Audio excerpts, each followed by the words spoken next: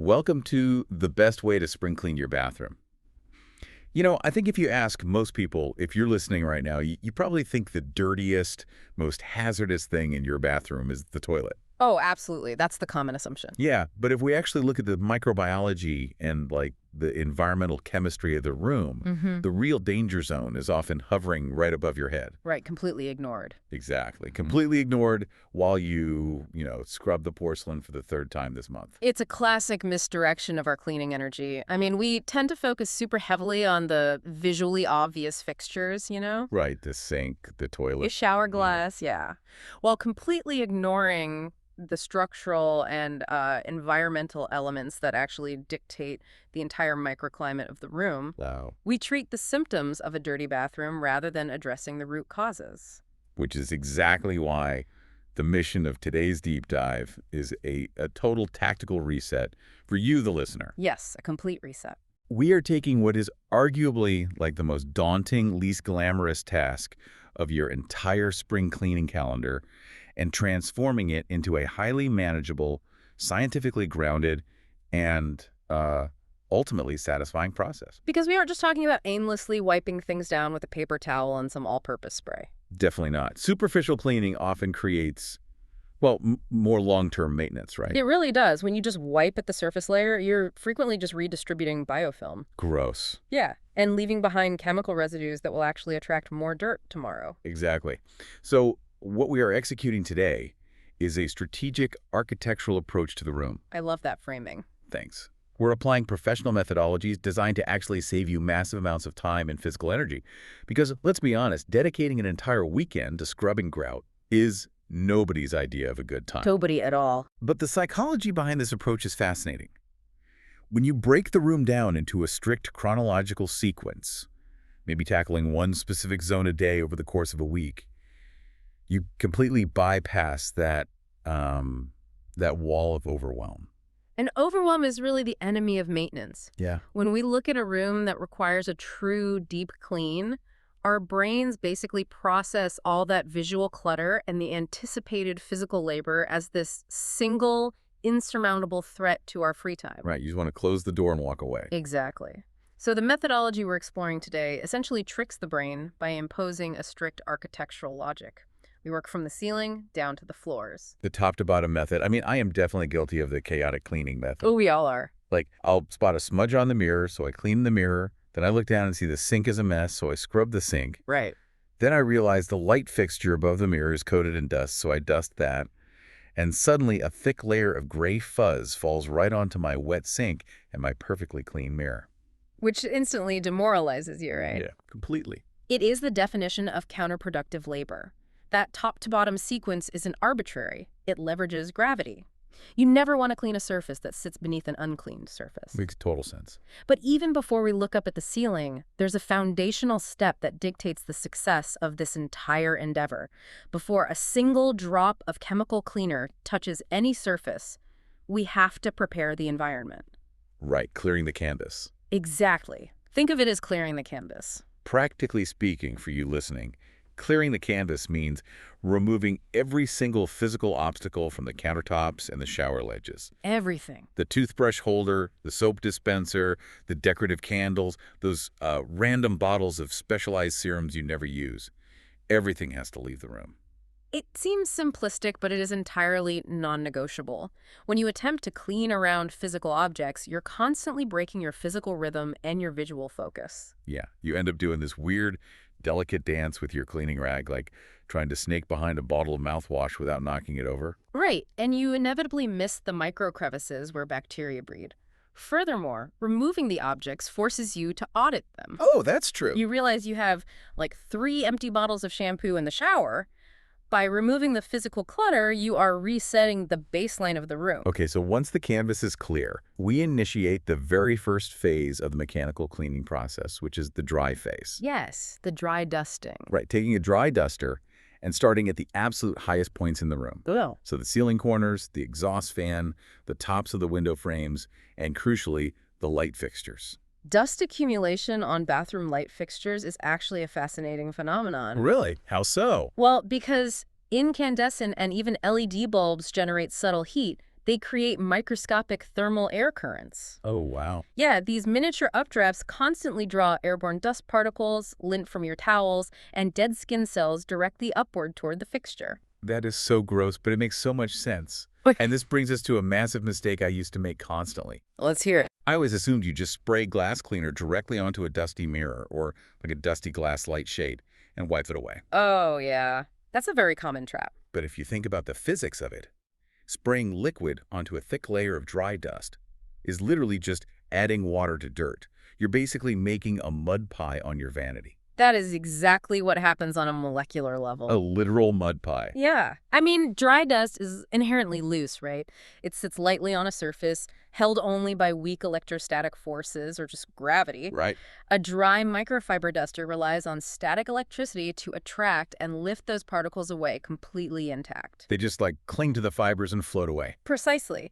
But the exact second you introduce a liquid, whether it's water, an alcohol-based glass cleaner, or some alkaline all-purpose spray, you radically alter the physical properties of the dust. How so? Capillary action draws the liquid into the dust particles. They absorb the moisture, they become heavy, and they instantly adhere to the surface. Oh, I see. It transforms from a loose particulate into a highly abrasive, sticky paste. So if I skip dry dusting my mirror, I am exponentially increasing the amount of elbow grease I need to use because I'm no longer just wiping away the cleaner. I am actively smearing a wet paste of dust and hair all over the glass. Exactly. And you're pushing that abrasive paste deep into the corners of the mirror frame where your towel can't easily reach. Oh, and that's impossible to get out. Right. This is the primary reason mirrors look cloudy even after you wipe them down.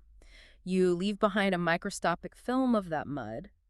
Removing that first layer of loose, dry dust with a dry tool sets up the entire rest of the room for chemical success. Okay, so the room is dusted. The gravity-driven fallout is complete. Now we can actually talk about the chemistry of cleaning, starting with the vanity zone. The mirrors, the counters, the cabinets. Right. These are the highly visible, high-traffic surfaces. And this is where we have to revisit the mirrors because the professional methodology includes a tactical tip regarding those vanity lights we just dusted. Yes. This tip blew my mind when I first encountered it. That's a good one. For everyone listening, the absolute best thing you can do for a streak-free mirror is to turn off the vanity light above it before you spray anything. My initial instinct when hearing that was total skepticism. Right, because you generally want maximum illumination to see the dirt and the streaks you're trying to remove. Oh, exactly. I want stadium lighting on my mirror when I clean. Same. But the logic here is purely thermodynamic. Those vanity bulbs radiate heat downward, warming the actual surface of the mirror glass. Which completely changes the behavior of your glass cleaner. We have to consider the rate of evaporation here. Right. When you spray a liquid solvent, which is mostly water combined with isopropyl alcohol or ammonia, onto a warm pane of glass, the thermal energy causes the solvent to evaporate prematurely. Oh, so it dries too fast. Right. It flashes off much faster than the chemical engineers who formulated it intended. Leaving behind the cleaning agents, the surfactants, and whatever dirt the liquid had momentarily lifted. Yep. So, wait, the reason I'm always chasing streaks with my towel is because I'm essentially baking the glass cleaner directly onto the mirror before I can physically wipe it away. Precisely. That premature evaporation is the chemical genesis of a streak. Wow. By turning off the overhead light and allowing the glass to return to an ambient room temperature, you provide the cleaner with the appropriate dwell time. Real time. Yeah, the liquid stays liquid long enough to fully suspend the soils, allowing you to mechanically remove them with your towel. That is brilliant. Yeah. And to ensure you actually remove all of it, the standard operating procedure is the two-towel system. Ah, yes. The two-towel system is non-negotiable for professional-grade results. So you use one slightly damp towel to do the heavy lifting and agitate the dirt, and then you follow up immediately with a completely separate, dry, clean microfiber towel to buff the glass. Exactly. The first towel, even when used perfectly, inevitably leaves trace amounts of moisture on the surface. If you allow that residual moisture to air dry, you run the risk of water spots, especially if your local municipal water supply has high mineral content. Hard water spots on a mirror you just spent 5 minutes cleaning is absolutely agonizing. It's the worst. The second, dry microfiber towel acts as an absolute moisture sink. Microfiber is uniquely structured to trap microscopic water droplets. So by buffing with it, you ensure a pristine, completely dry, streak-free finish. Exactly. Sparkling mirror achieved. Now we lower our gaze to the sink and the countertops. A very complex environment. Very. Because you aren't just dealing with one type of mess. You have toothpaste splatter, shedding hair, mystery fuzz, and the big architectural issue hard water buildup around the base of the faucet. Right, the countertop requires a highly specific chemical approach because of that complexity.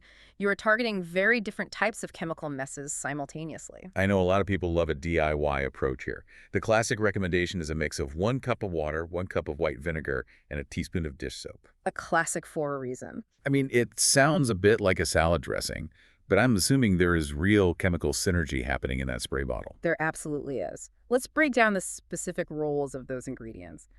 Hard water buildup, these crusty white rings that form around your faucet hardware. Yeah, the worst. They're primarily alkaline mineral deposits, specifically calcium carbonate and magnesium. Right, they're literally tiny rocks bonded to your sink. So you need an acid to fight an alkaline base. Exactly. The acetic acid in the white vinegar donates a proton to the carbonate, neutralizing it and dissolving the alkaline mineral deposits into a soluble state so they can just be wiped away.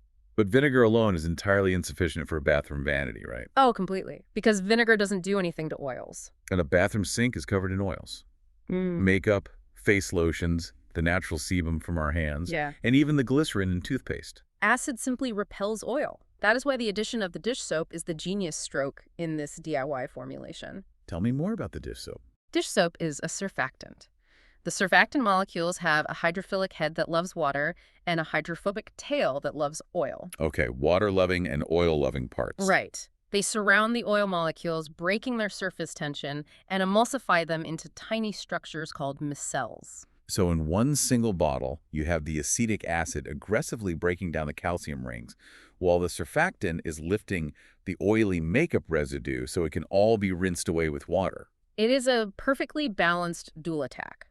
Now, if you prefer a commercial product that also acts as a heavy-duty disinfectant, something like Clorox Cleanup, that's also highly effective on porcelain. Okay, good to know. But we must issue a massive blinking red light warning here. Oh, You cannot use bleach-based or highly acidic cleaners on natural stone countertops. this is critical. Listen up, guys. If you have a marble, granite, or travertine vanity, spraying it with bleach or vinegar is a disaster waiting to happen. Natural stone is fundamentally porous and highly sensitive to pH extremes. Acidic cleaners like vinegar will instantly etch marble. Etch it, like physically damage it. Yes, which is literally dissolving the top layer of the stone, leaving dull, rough spots. Bleach-based products can strip the protective sealants, cause severe discoloration, and honestly degrade the structural integrity of the stone over time. So if you have natural stone, you must exclusively use pH-neutral cleaners specifically formulated for that material. Exactly. Protect the investment. So you apply your safe, appropriate cleaner, and then you need mechanical action. Right. Because a flat sponge often just glides over dried toothpaste. A non-scratch scrub sponge, like a Scrub Daddy, which changes its firmness based on water temperature, is incredibly effective here. Oh, they're fantastic. You scrub the basin, you agitate the grime, and then comes the step that separates amateur cleaning from a professional reset, the rinse. The rinse is arguably more important than the scrub. You take a damp towel and completely wipe away the cleaner and then dry it with a microfiber cloth. And this concept of rinsing perfectly transitions us to the cabinets beneath the sink. Yes, the cabinet. Because the cabinets demand an even more rigorous protocol, the 3-towel system. The vertical surfaces of your vanity cabinets take an immense amount of environmental abuse. They catch the invisible drips of water from the sink edge, the airborne dust from the room, and the splatters of hairspray. Right. The finish of the cabinet dictates the cleaner. For sealed wood cabinets, a product like Murphy's Oil Soap is ideal to nourish the finish. Okay. And for painted. For painted or laminate cabinets, a few drops of basic blue Dawn dish soap in a bucket of warm water is the safest degreaser.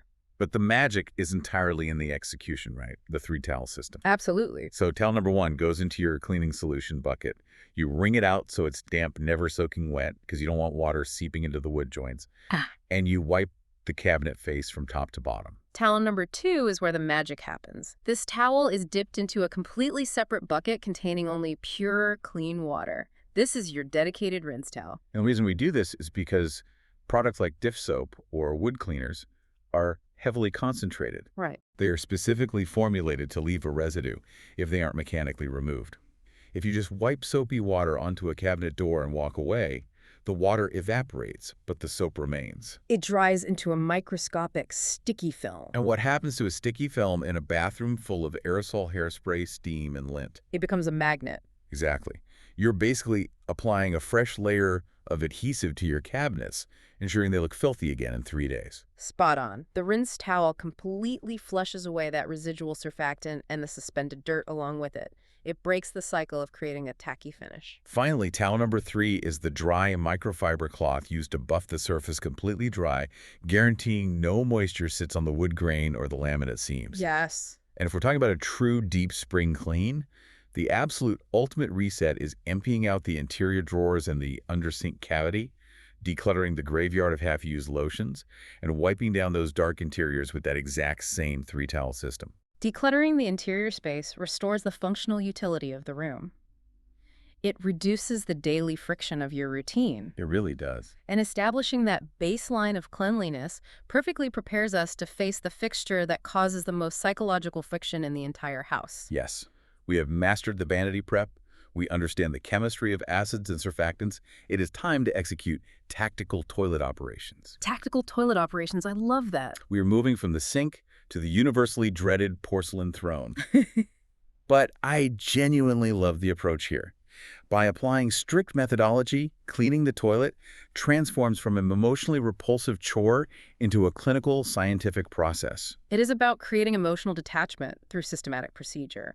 And just like the rest of the room, that procedure begins with dry dusting. Which sounds completely insane to anyone who hasn't tried it, dusting a toilet. I know. But if you actually look at the base of the toilet, specifically the curved traps behind the bowl that face the wall, it is a nightmare landscape. It really is. It's a highly effective catch basin for descending dust, lint from heavy bath towels, and human hair, all bound together by the ambient humidity. And the recommendation is to dust this area first, using a purely disposable tool. Yes, very important. Keep an old Swiffer duster pad or just use wadded-up paper towels. The absolute critical rule is that whatever you use to dry dust, the base of the toilet goes immediately into the trash. Right. You do not carry that duster to the living room bookshelf. The risk of biological cross-contamination is severe here. We are dealing with aerosolized coliform bacteria. But let's examine the mechanics of why we dry dust a toilet before introducing any liquid disinfectants. Okay, let's hear your visualization of this. Okay, here's how I visualize it. Spraying a liquid cleaner directly onto a hairy, dusty toilet base is like trying to wipe up wet spaghetti from the kitchen floor with a paper towel. Oh. It's an endless, horrifying loop. The hair absorbs the liquid, clumps together into this heavy sludge, and it sticks aggressively to the cold porcelain. You just end up pushing a wet, hairy smear from one side of the vase to the other. It is a visceral image, but scientifically accurate. When you apply a liquid, you increase the surface tension and the adhesion of the debris to the porcelain. Right.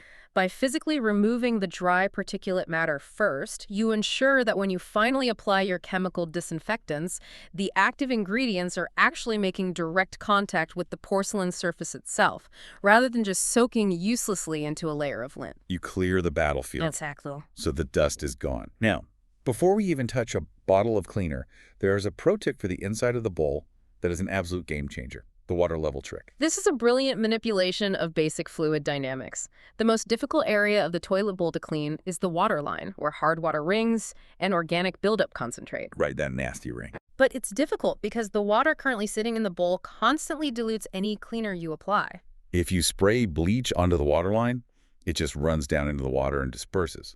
So the trick is, you fill a medium-sized bucket with tap water, and you pour it directly and forcefully into the center of the toilet bowl. Yes. This sudden influx of volume manually triggers the siphon action of the trap, pulling the water down. Yes.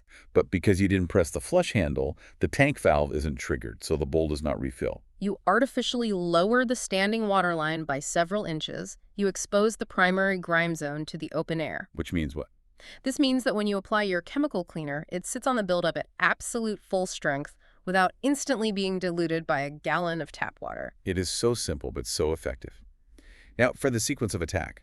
A heavy-duty sodium hypochlorite product bleach like Clorox toilet bowl cleaner is highly recommended here. Yes. You apply it in a thick 360-degree layer right up under the rim of the bowl so it coats the walls as it drips down, and then you walk away. This introduces perhaps the most misunderstood concept in domestic cleaning: dwell time. Dwell time again. The instructions usually say wait 5 to 10 minutes. But human nature is to spray the chemical and immediately grab the brush and start scrubbing like your life depends on it. That is the most common error, and it forces you to rely entirely on your own physical kinetic energy to remove the biofilm. Right. Leaving the product to sit completely undisturbed for 10 minutes is when the actual scientific cleaning occurs. So what's happening during those 10 minutes? The sodium hypochlorite requires time to chemically oxidize the organic matter. It penetrates the biofilm, degrades the cellular walls of the bacteria, and breaks the bonds holding the stains to the porcelain. Wow. If you respect the dwell time, the chemistry accomplishes 90% of the labor. Work smarter, let the bleach work harder. The scrubbing with the brush later is literally just sweeping away the debris the bleach already destroyed. Now, while that bowl is dwelling, your brain might say, great, I'll use this 10 minutes to wipe down the outside of the toilet, the seat, and the lid. But the methodology explicitly states, and no, you must scrub the inside of the bowl first. This is a critical point regarding the mechanics of cross-contamination and the splash radius. Right. If you painstakingly disinfect the pristine white seat and the lid, making them perfect, and then you take a stiff bristled brush and aggressively scrub the bowl, you are inevitably going to flick microscopic droplets of dirty toilet water, bleach, and bacteria directly back onto the exterior surfaces you just cleaned. You ruin your own work. Exactly. It is the architectural logic we discussed in the very beginning, scaled down and applied to a single fixture. You always work from the inside out, from the most contaminated zone to the least contaminated zone. So after the dwell time, you scrub the bowl. You flush to rinse. If you have a severe years-old hard water ring that bleach won't touch, because bleach doesn't dissolve minerals, you might need to go in with a wet pumice stone. A great tool. Yeah, a wet pumice stone is just abrasive enough to grind away the calcium without scratching the porcelain. But once that inner bowl is gleaming, we move to deep cleaning the exterior architecture of the toilet. And for a true spring clean, this means removing the seat entirely. Removing the seat is a vital step for a deep biological reset of the fixture. It sounds like a lot of work, though. It's really not, and it's necessary.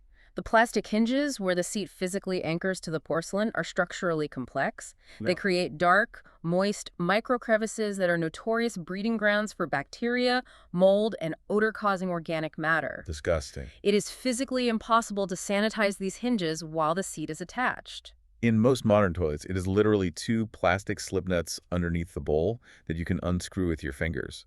Or they have quick release tabs that let you pop the whole seat right off. Yep, very easy. You set the seat aside in the tub to clean separately. Then you take your disinfectant spray and you coat the toilet top to bottom. From the very top of the tank lid, down the sides of the tank, over the bowl, all the way down the pedestal to the floor bolts. Every square inch. And again, you give it dwell time. Let it sit for 60 seconds to kill the pathogens. And then we return to the disciplined execution of the 2-towel system. Right. A damp towel to wipe away the chemical and the neutralized grime, folding the towel continuously to always use a clean side, and then a dry microfiber to buff the porcelain to a high shine. But there is a geographical zone related to the toilet that people block out of their minds, and it's essential to address it now. The splash zone. Ah, yes. The flooring immediately surrounding the base of the toilet pedestal. It is gruesome to think about the aerosolization of a toilet flush, but it's a scientific reality. That specific area of the floor needs the exact same intense disinfectant treatment as the toilet itself. If your bathroom constantly has a faint, funky odor, even after you clean the toilet, it is almost guaranteed that the odor has soaked into the porous grout lines on the floor right next to the base. Which is why saturating that specific floor area with the disinfectant, allowing dwell time, and wiping it thoroughly is essential for olfactory neutrality in the room. Right. And the final tactical maneuver in the zone involves managing the tool you just used to scrub the bowl, the toilet brush. Oh, this is such a brilliant habit to form. After you use the toilet brush, the absolute worst thing you can do is immediately drop it back into its little plastic holder while it's dripping wet with toilet water. You are creating a stagnant anaerobic incubator for bacteria. Exactly. Instead, after you flush, You rest the handle of the brush between the toilet bowl and the seat so the brush head is suspended directly over the water. Just let it hang there. You spray the brush head heavily with your disinfectant, and you leave it there, clamped under the seat, to air dry completely over the bowl. Only when it is bone dry do you return it to the holder. It prevents the holder from becoming a stinky, bacteria-filled swamp. It is about maintaining the sanitary integrity of your own cleaning tools. You cannot physically achieve a clean environment using contaminated implements. We are making incredible progress. We have neutralized the vanity surface, and we have biologically reset the toilet.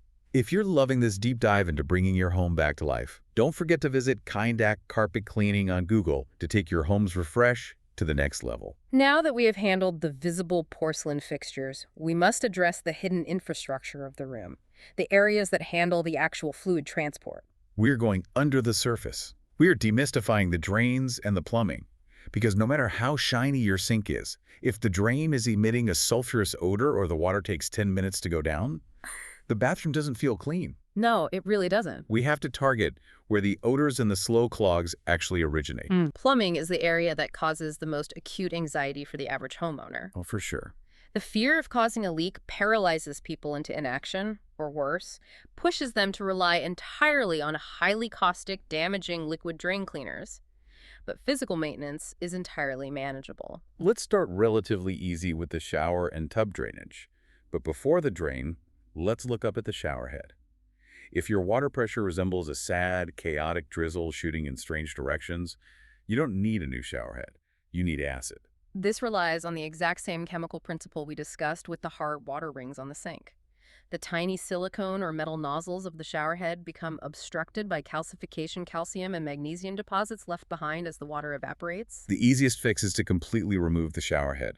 Usually you can just wrap a rag around the connector to protect the finish, take a pair of pliers, and it twists right off the pipe. Very simple. You submerge the entire shower head in a bowl of warm white vinegar and leave it for a few hours. The acetic acid slowly dissolves the mineral matrix from the inside out.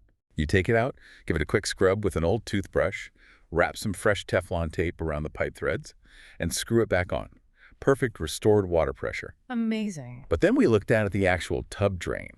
And this is where the biological horrors live. The horrors.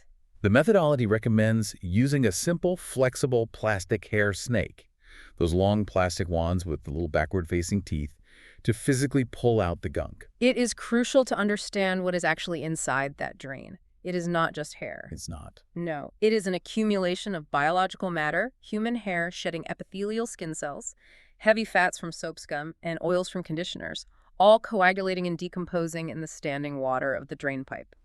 It forms a dense, gelatinous blockage. Yeah, it smells like a swamp. It does. Yep. But mechanically abstracting that mass with a snake is infinitely more effective and far safer for your plumbing infrastructure than just pouring a gallon of highly exothermic liquid drain cleaner down a completely blocked pipe. Oh, interesting. Those chemicals rely on generating intense heat to melt the clog, which can warp PVC pipes or damage old metal seals if they sit there too long. Pull it out physically. It's gross for 2 minutes, but it's done. Now, the tub drain is just the warm-up exercise. For the sink drain, we have to talk about the pro method. And honestly, the first time I heard this, I started to panic. Oh, really? Yeah. The pro method involves physically removing the P-trap from underneath the sink. The P-trap being the distinct U-shaped curved section of pipe located directly beneath the vertical tailpiece of the sink drain. Okay, wait. My instinct is that unscrewing actual plumbing pipes is a job for a professional who charges $150 an hour.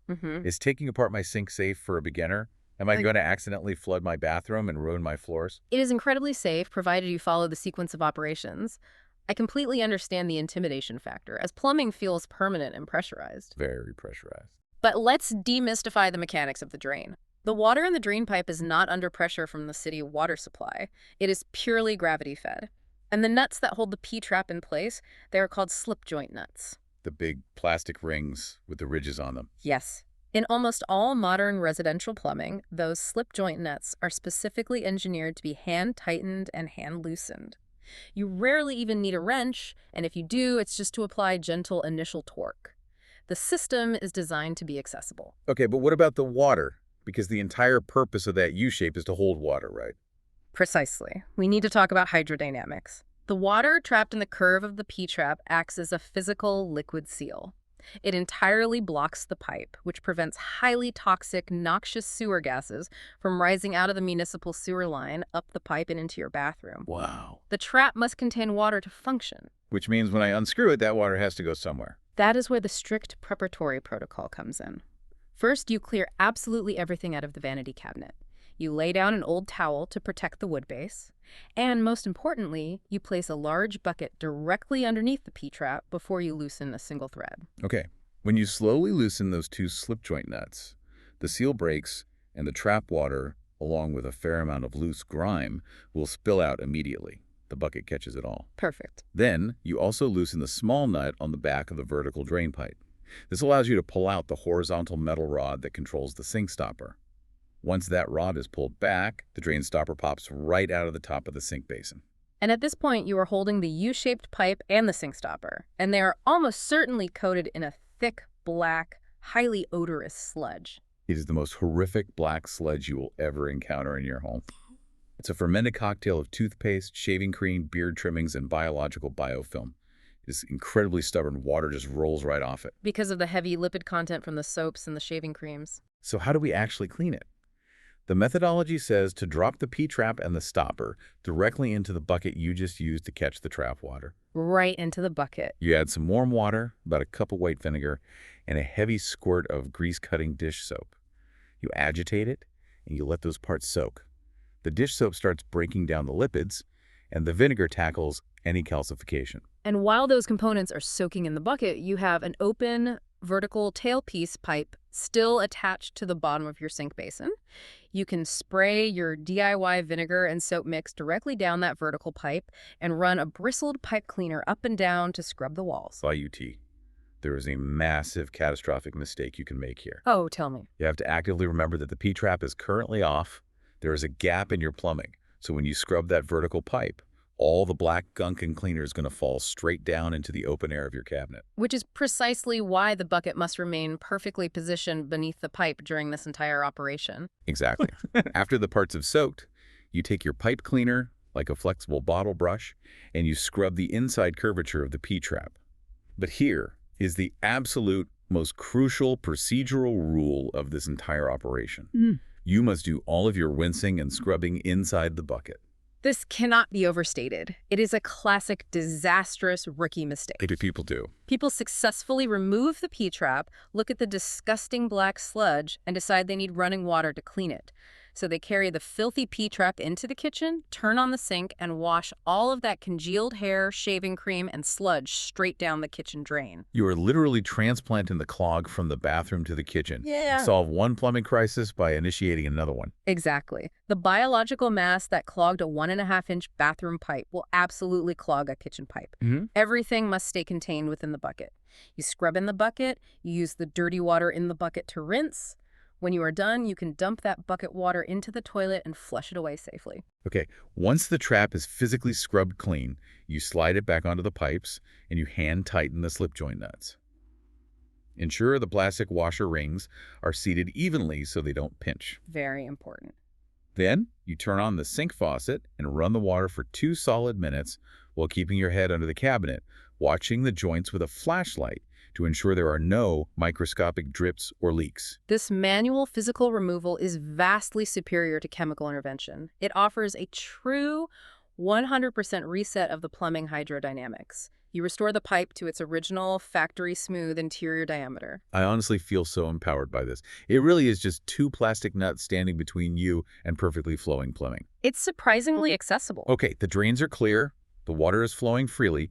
We can finally attack the largest, most physically demanding surface area in the entire room, the shower and the tub. Now that the drainage infrastructure is secured, we can safely wash away the heavy, emulsified soap scum without worrying about pooling contaminated water sitting at our feet. The methodology starts with a very simple preparatory step. Take your handheld shower head, or a cup, and rinse the entire interior of the tub and shower walls with plain warm water. Just like removing the dry dust from the toilet base before applying chemicals, rinsing the tub removes the loose, superficial layer of shed hair, dust, and unbonded soap residue. Right. You are clearing away the easy debris, setting the stage for the actual chemical cleaners to penetrate the underlying stubborn, polymerized grime. For cleaners, we have choices based on the severity of the environment. Mm-hmm. For light, weekly scum, the DIY vinegar and dish soap mix is fantastic. Yes, very reliable. But if we are talking about a true deep spring clean, where the soap scum is built up for months and turned into a hard white shell, they highly recommend a specialized product like Barkeeper's Friend Spray. Oh, a game You changer. spray the walls from top to bottom. But here is where the fun actually begins. We bring in the secret weapon. The methodology strongly advocates for a drill brush scrubber. The drill brush is a paradigm shift in domestic cleaning mechanics. It really is an incredible invention. For anyone who hasn't seen one, it is literally a round, stiff, bristled scrubbing brush that has a metal quarter-inch quick chain shaft on the back. You slot that shaft directly into your standard garage power drill, lock the chuck, and suddenly you have a motorized cleaning machine. Or if you don't own a power drill, the market is now flooded with dedicated, waterproof, rechargeable, all-in-one power scrubbers. The physical principle remains exactly the same. It saves an immense amount of time, but more importantly, it saves your physical body. Think about scrubbing a tub. It requires intense, repetitive downward force. Right. Your shoulder aches, your elbow burns, your lower back screams. By using a drill brush, you are replacing human mechanical energy with motorized rotational torque. The drill is spinning that brush head hundreds of times a minute. You are relying on the machine's kinetic energy rather than your own biological energy. I love that. And this motorized torque is particularly effective, bordering on essential, for one of the most notoriously frustrating parts of any bathtub, the textured, non-slip base. Oh, I absolutely hate cleaning textured tubs. The dirt gets trapped in those tiny little geometric grooves, and when you try to wipe it with a standard flat sponge, the sponge just glides right over the top of the peaks. Yeah. It never reaches the valleys where the dude is black. Because a flat, yielding surface like a sponge cannot physically intrude into the microdepressions of the texture. To clean those valleys, you need a highly specific combination of mechanics and chemistry. Okay, what's the combo? For this zone, the methodology recommends switching from a liquid spray to Barkeeper's Friend Soft Cleanser, which is a thick, viscous cream, or creating a dense paste out of baking soda and water. Why do we have to switch to a cream or a paste? Why won't the spray work? It comes down to rheodiology, the flow of matter. A liquid spray cleaner has low viscosity. It simply runs off the peaks and pools at the drain. A thick cream or paste stays exactly where you put it, filling in the microdepressions. Furthermore, the paste acts as a physical abrasive medium. When the stiff nylon bristles of the drill brush interact with the microscopic abrasive particles in the paste at high RPMs, it creates a slurry. So it's like liquid sandpaper. Exactly. It safely grinds away the impacted polymerized grime from deep inside the texturing without damaging the underlying fiberglass or porcelain finish. That makes perfect sense.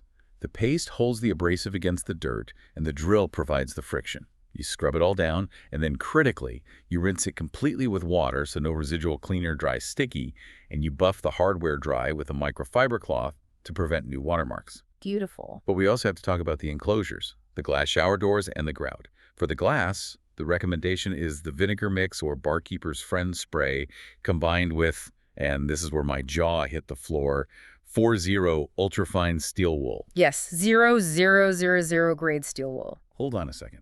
We are talking about taking actual steel wool to expensive, tempered glass shower doors. My immediate instinct is that this will instantly scratch the glass to pieces. I am imagining taking a rusty Brillo pad to my car windshield. It sounds destructive. It is a completely understandable and very common reaction, but to understand why this works flawlessly, we have to look closely at the grading system of steel wool and the geological hardness of materials. Okay, lay it on me. The steel wool you use in the kitchen to scrub a burnt cast iron pan is a heavy gauge, thick, and highly abrasive. That gauge will absolutely destroy glass, but 4-0 is the finest grade commercially available. The metal fibers are microscopically thin. It feels almost like a metallic cotton candy. Okay, so it's physically softer to the touch. It is softer, but it still maintains the structural integrity and sharp edges of drawn steel. The key lies in the Mohs scale of mineral hardness. The Mohs scale. Glass, which is primarily silica or silicon dioxide, ranks around a 5.5 to 7 on the Mohs scale. The mild steel used in 4-0 wool ranks lower, around a 4 to 5. The rule of physics is that a softer material cannot scratch a harder material. Really? Yes. So theoretically, the fine steel cannot bite into the silica glass. However, there is a strict, absolute protocol for this technique. The surface must be heavily lubricated. Right. The methodology explicitly states you must never, ever scrub the glass while it is dry. If you scrub dry, friction builds up intense localized heat, and microscopic dry debris, like a grain of sand or a large crystal of calcium, can get caught in the web of the steel wool. That trapped debris, which might be harder than glass, is what actually causes the micro scratches. That makes total sense. But when the glass is heavily lubricated with your liquid chemical cleaner, the ultrafine steel wool glides over the surface.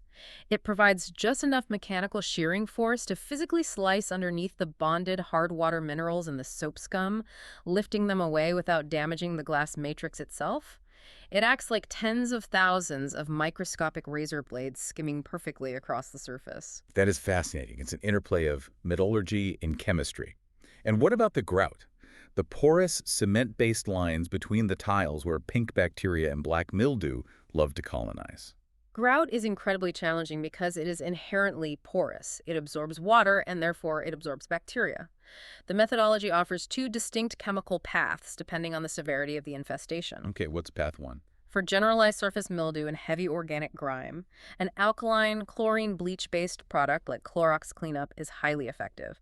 The sodium hypochlorite aggressively breaks down the organic matter and bleaches the visual stain. But if you want a DIY option, or if you are sensitive to chlorine fumes in a small enclosed space, they suggest creating a 50-50 paste of hydrogen peroxide and baking soda. Which utilizes an entirely different chemical pathway, oxygen-based bleaching.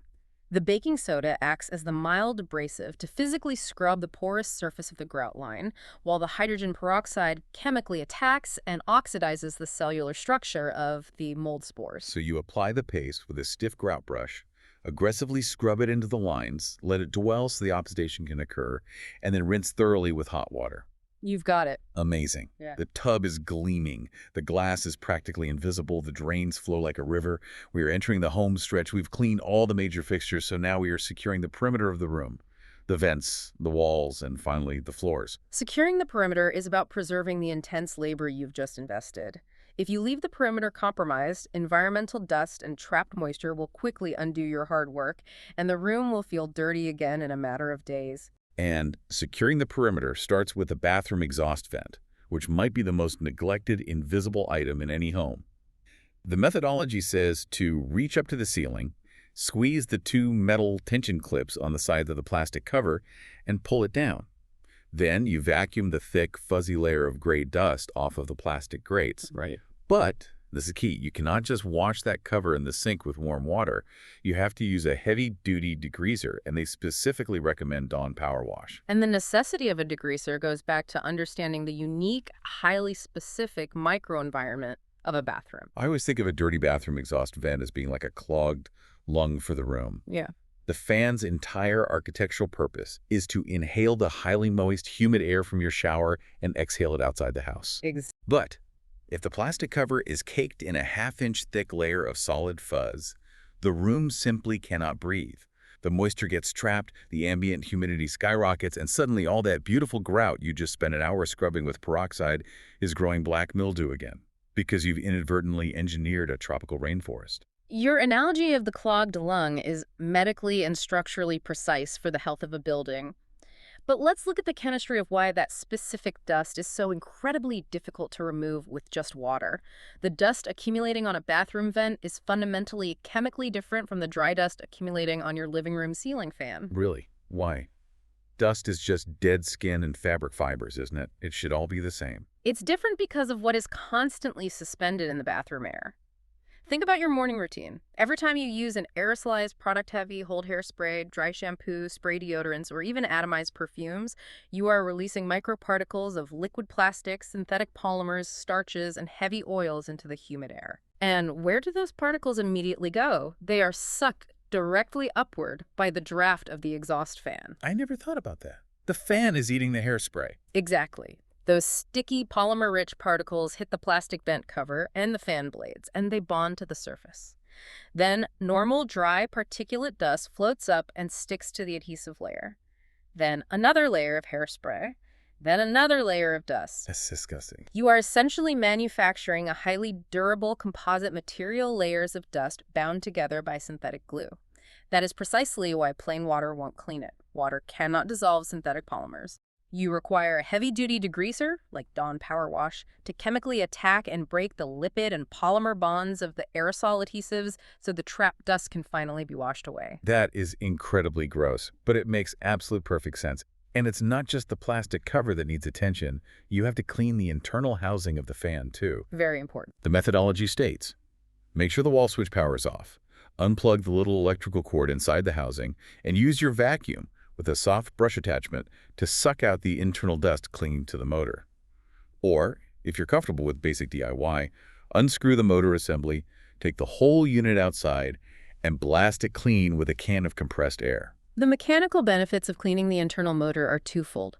First, an unobstructed fan blade moves cubic feet of air much more efficiently, preventing the catastrophic moisture buildup you mentioned earlier. And second, a fan blade that is encrusted unevenly with dense dust becomes physically unbalanced.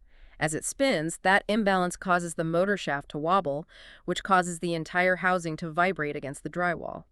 A perfectly clean fan runs significantly quieter and lasts years longer. okay, the lungs of the room are clear. Now we look at the vertical surfaces, the walls and the baseboards. We start by dusting them with the dry microfiber duster, catching the cobwebs in the corners. But then the methodology introduces a step I rarely see people do, damp mopping the walls. Yeah. You take a flat microfiber floor mop, lightly dampen the pad with water and a tiny drop of dish soap, and you literally mop the drywall. And again, they call out paying special attention to the areas near the mirror where you spray hairspray or dry shampoo, because that invisible sticky residue gets on the paint and acts like a magnet for dirt over time. If the polymer buildup on the walls is particularly severe, perhaps in a bathroom with poor ventilation, they suggest utilizing a specialized aerosol product like Zep Foaming Wall Cleaner. Okay, good tip. It is formulated with surfactants that cling to vertical surfaces, lifting heavy bonded soils without degrading the latex paint finish. We wipe down the base doors to catch any drips, and finally we arrive at the absolute final frontier, the floor. The very last step of the architectural top-to-bottom reset, and the most important rule here. You must thoroughly vacuum or sweep the floor first. Because of gravity and the top-to-bottom strategy we have rigidly adhered to. Exactly.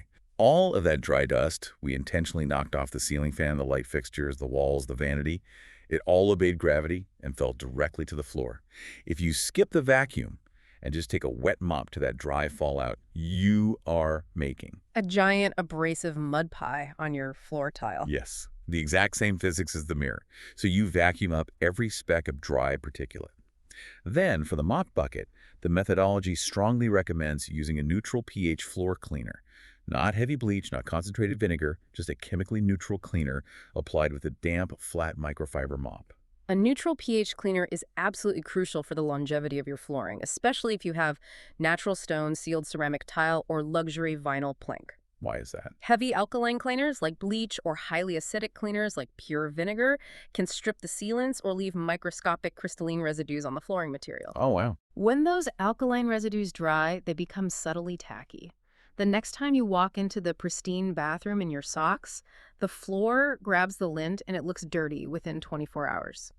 A neutral cleaner emulsifies the dirt and then evaporates cleanly without leaving a sticky, dirt-attracting footprint. And there you have it. You mop your way backward out the door, you let it dry, and you step back. You have executed a flawless, scientifically sound, top-to-bottom reset of your bathroom. It's not just visually clean, it is biologically and structurally sound. It is a remarkable transformation of an environment, achieved through applied chemistry and methodical procedure rather than just frantic, brute force labor. Totally. And if we look at the entire comprehensive process we've just discussed, I want to leave you, the listener, with a broader thought to mull over regarding how we interact with our homes. What's the takeaway? Consider how the highly specific personal products you use on your own body dictate the precise chemistry required to clean your environment. Wow. Okay. The heavy, sticky dust composite on your vent only exists because of the specific brand of dry shampoo you prefer. The stubborn, oily buildup in your sink is a direct chemical result of your specific facial lotions and makeup routine. That's crazy to think about. The calcium deposits you fight with acid are a geographical reality of your local municipal water supply. Your bathroom's grime is not just random anonymous dirt, it is a unique, highly individualized chemical fingerprint of your daily life. I love that phrase. Chemical fingerprint. By truly understanding your own routine, you can anticipate exactly what kind of cleaning agents, acids for the minerals, heavy degreasers for the lotions, or specialized abrasives for the textures, you need to efficiently counteract it. That is a profound and incredibly empowering way to look at a household chore. You aren't just blindly fighting dirt. You are analyzing and rebalancing the chemistry of your own life. Before we sign off, remember to visit Kinda Carpet Cleaning on Google to finish off your spring cleaning journey the right way. Thank you for listening to the Best Way to Spring Clean Your Bathroom podcast.